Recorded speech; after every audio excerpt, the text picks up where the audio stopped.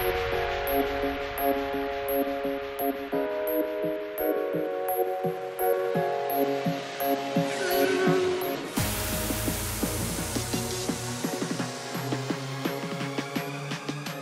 député étant retenu à l'Assemblée nationale, c'est moi qui aurai le privilège, en son nom, de vous présenter le projet.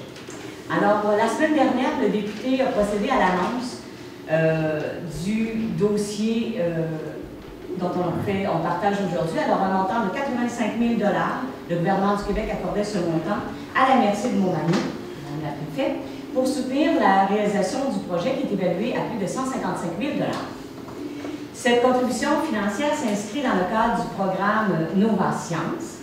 Ce dernier appuie financièrement des organismes et des projets qui favorisent une plus grande compréhension des sciences et de la technologie par les jeunes et le grand public, ainsi que le développement d'une relève dans ces domaines.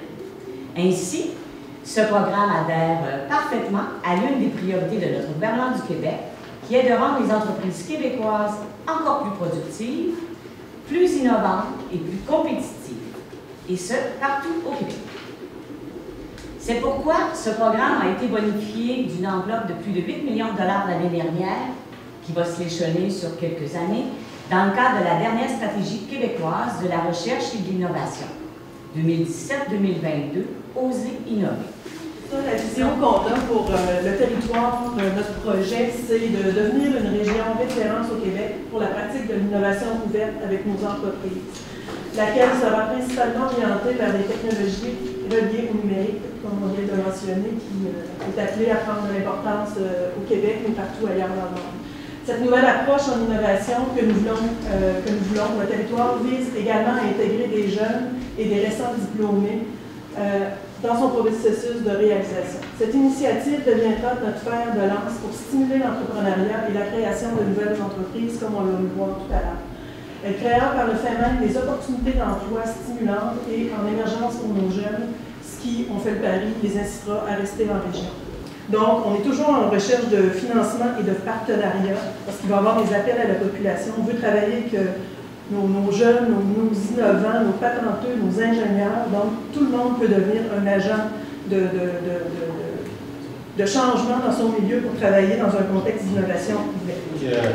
La technologie évolue d'une rapidité telle qu'on en perd un peu sur la tête. Même chose pour, en fait, pour la concurrence, pour les entreprises, elle est extrêmement vite. Ce qui fait que les modèles traditionnels de management, ça fonctionne absolument plus ou très peu.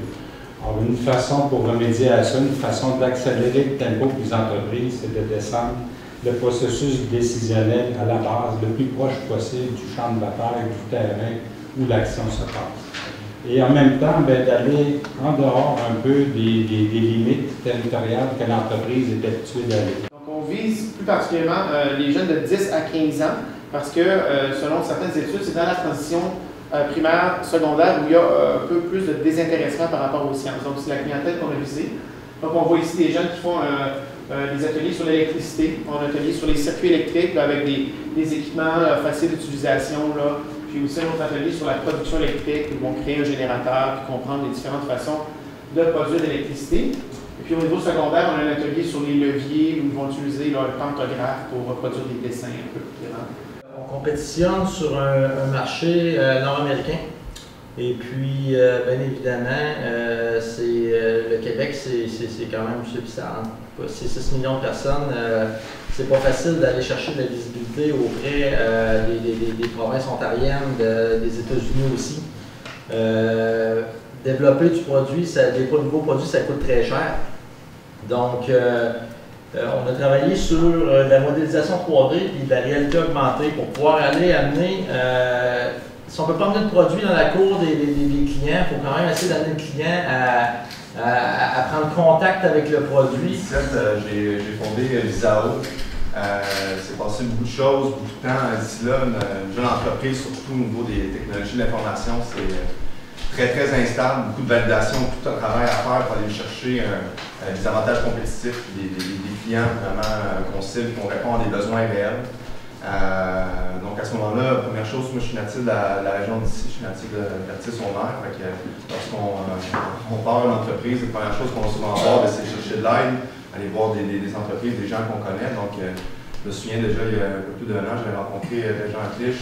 J'ai venu ici au CLD pour juste faire une promotion en tant que tel, parler de mon projet. J'étais relié à Mathias après, puis l'histoire, tout ce qui est aujourd'hui, découle principalement de ça. Et certain que nous, notre objectif ultime dans tout ça, en plus de développer nos entreprises, c'est de faire connaître la région. Donc, merci Thomas pour ce beau travail que vous nous avez présenté. Je disais, de bien représenter notre région, de la valoriser et d'obtenir en bout de ligne notre cible 15-30. Et notre but ultime aussi, c'est que la MRC de Montmagny soit la plus reconnue, la plus innovante et soyez assurés que toute l'équipe de la MRC, que ce soit au niveau du CLD et de tous les départements qui sont réunis à l'intérieur de la MRC vont être partie prenante pour qu'on se démarque et qu'on soit la région la plus attrayante de tout le bas du fleuve.